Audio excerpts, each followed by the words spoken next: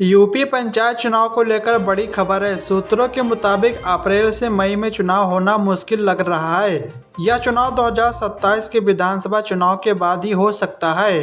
दरअसल जनगणना 2027 के लिए 1 अप्रैल से 30 सितंबर तक हाउस लिस्टिंग का काम किया जाएगा।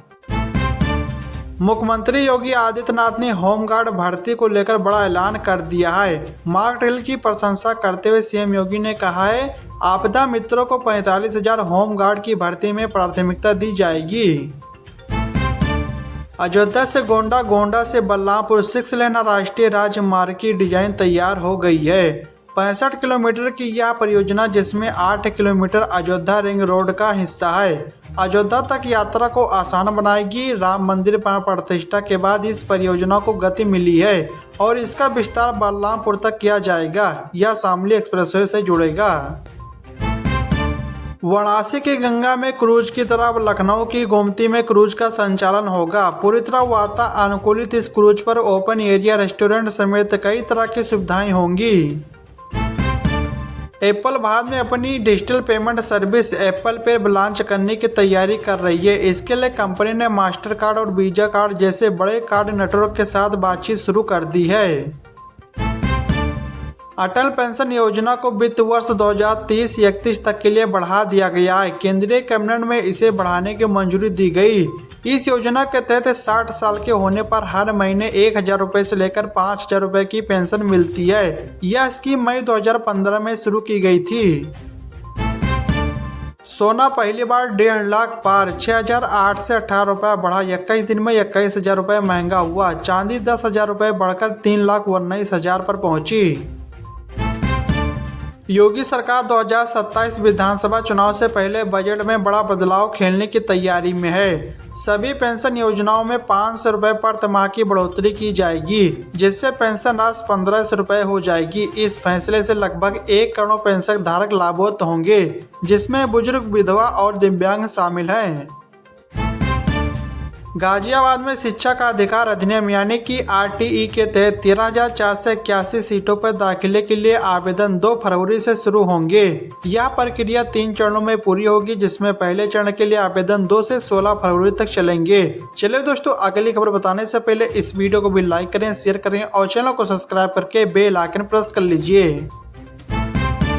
यूपीआई से निकाल सकेंगे पीएफ का पैसा, अप्रैल तक लॉन्च होगा नया सिस्टम। इससे जरूरत के समय तुरंत पैसा मिल सकेगा। पॉलिटेक्निक में प्रवेश के लिए आवेदन प्रक्रिया शुरू हो गई है। इस बार 4 में से 4 अंक प्राप्त करने वाले अभ्यर्थी भी प्रवेश के पात्र होंगे, जिसके लिए 100 प्रश्नों में से कम 1 प्रश्न सही करना अनिवार्य है। यह नया नियम निजी संस्थानों में मनमाने प्रवेश पर रोक लगाएगा और तकनीकी शिक्षा की गुणवत्ता सुधारेगा। आवेदन 30 अप्रैल तक चलेंगे और प्रवेश परीक्षा 15 से 22 मई तक होगी। देश के हाईवे पर यात्रा का तरीका बदलने जा रहा है। हाईवे जर्नी को पूरी तरह डिजिटल बनाने की दिशा में सरकार ने एक बड़ा और अहम फैसला लिया है। 1 अप्रैल से देश के सभी राष्ट्रीय राजमार्गों पर टोल प्लाजा पर नकद भुगतान पूरी तरह बंद कर दिया जाएगा।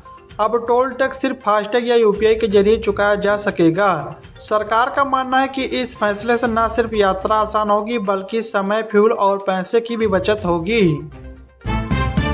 लखनऊ से रायबरेली रेलखंड पर 130 किलोमीटर प्रति घंटा की रफ्तार से दौड़ेगी ट्रेन। 45 मिनट में पूरा होगा रायबरेली से लखनऊ का सफर।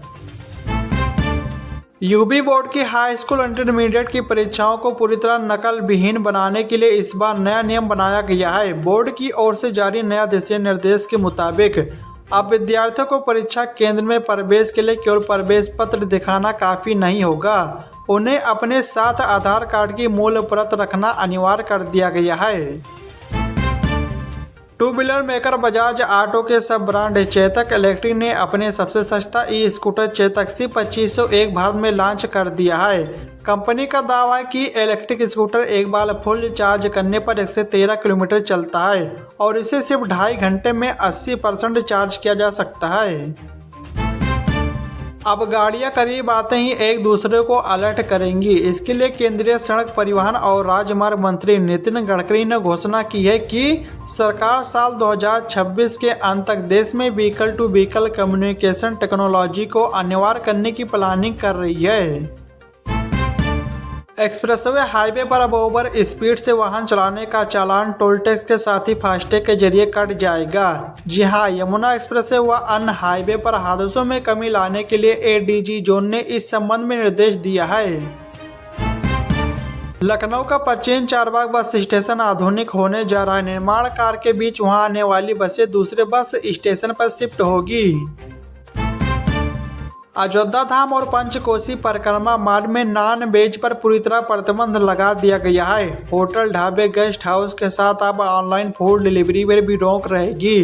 प्रशासन ने नियम तोड़ने वालों पर सख्त कार्रवाई करने की चेतावनी दी है। यूपी में गन्ना किसानों से लोडिंग शुल्क लेने पर चीनी मिलों पर कड़ी कार्रवाई होगी। गन्ना किसानों की शिकायतों के बाद योगी सरकार ने सख्त रुख अपनाया है। इस संबंध में गन्ना आयुक्त ने चेतावनी देते हुए सख्त निर्देश दिया है। उत्तर भारत में घने कोहरे और शीतलहर का कहर थमने का नाम नहीं ले रहा है। इसी बीच बारिश ने और ज्यादा खेल बिगाड़ दिया है। सुबह सुबह हल्की बारिश होने से दिल्ली और आसपास के इलाकों में ठंड का सितम बढ़ गया है। उत्तर प्रदेश में स्लीपर और ठेका बसों में सफर करने वाले यात्रियों की सुरक्षा बढ़ाई जाएगी। जो बसें सुरक्षा नियमों का पालन नहीं करेंगी उनके खिलाफ तुरंत कार्रवाई होगी और जरूरत पड़ने पर बस को भी जब्त किया जाएगा। योगी सरकार उत्तर प्रदेश के 21 जिलों के 64 ब्लॉकों में बड़ा अभियान चलाने जा रही है। यह अभियान 10 से 28 फरवरी के बीच चलेगा। इसको लेकर दिशा निर्देश जारी किया गया है। टीमें घर घर जाएंगी। कानपुर और लखनऊ के बीच 160 किलोमीटर प्रति घंटा की रफ्तार से रैपिड रेल चलाने की तैयारी तेज हो गई है। यह ट्रेन उन्नाव में 3 नए स्टेशनों पर रुकेगी। परियोजना के लिए भूमि अधिग्रहण और ट्रैक का निर्माण काम शुरू हो गया है। इससे कानपुर से लखनऊ का सफर मात्र 30 मिनट का रह जाएगा। लखनऊ विकास प्राधिकरण ने भी परियोजना को एनओसी दे दी है, जिससे काम में तेजी आई है। उत्तर प्रदेश में वाहनों की मैनुअल फिटनेस जांच बंद हो गई है। 23 लाख से अधिक व्यावसायिक वाहनों का फिटनेस केवल निजी ऑटोमेटेड फिटनेस सेंटर यानी कि एटीएस पर होगा। 75 जिलों के लिए 13 निजी एटीएस आवंटित किया गया है। लखनऊ के एटीएस पर रायबरेली, उन्नाव, बाराबंकी, हरदोई व सीतापुर के वाहन भी जांचे जाएंगे, जिससे चालकों को लंबी दूरी तय करनी होगी। चारबाग रेलवे स्टेशन पर यात्रियों की भीड़ को कम करने के लिए होल्डिंग एरिया का निर्माण किया जाएगा, जहां पर यात्रियों के लिए सीटिंग से लेकर आराम करने सहित कई सुविधाएं मिलेगी। ईवी बैटरियों पर 21 अंकों का यूनिक नंबर लगेगा। क्वालिटी और असली लाइफ चेक करना आसान होगा। रिसाइकिल होने पर मिलेगा नया नंबर। सरकार 3 करोड़ महिलाओं को स्वयं सहायता समूह से जोड़कर आर्थिक रूप से आत्मनिर्भर बनाएगी। इसके तहत 1 वर्ष में 1 करोड़ महिलाओं को लखपति दीदी के रूप में तैयार करने की कार्य योजना पर काम शुरू हो गया है।